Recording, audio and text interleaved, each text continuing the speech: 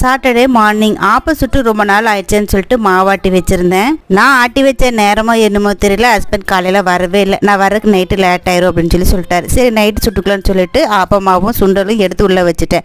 வேக வச்சு சுண்டலுங்க, அதனால சரி வேக வச்சு சுண்டலை நாங்கள் சாப்பிட்டுட்டோம். நைட்டு செய்யலாம் அப்படின்னு பார்த்தா நைட்டும் வரக்கு லேட் ஆயிரும் அப்படின்ட்டாரு. அதுக்கப்புறம் இன்னைக்கு காலையில் ஆப்ப சுட்டு முட்டை குழம்பு வச்சு ஹஸ்பண்ட் சாப்பிட்டு கிளம்பிட்டாரு. எங்களுக்கு மறுபடியும் தேங்காய் பால் செஞ்சுருந்தேன். லேடிஸில் 2 கேட்டகரி உண்டுங்க. ஃபஸ்ட்டு சமைச்ச உடனே அவங்க சாப்பிட்ருவாங்க, மற்றவங்க வந்தோடனே சாப்பிட்டுக்கிட்டோம் அப்படின்னு சொல்லிட்டு எல்லாம் எடுத்து வச்சு அவங்கவுங்க வேலை பார்க்க ஆரம்பிச்சிருவாங்க.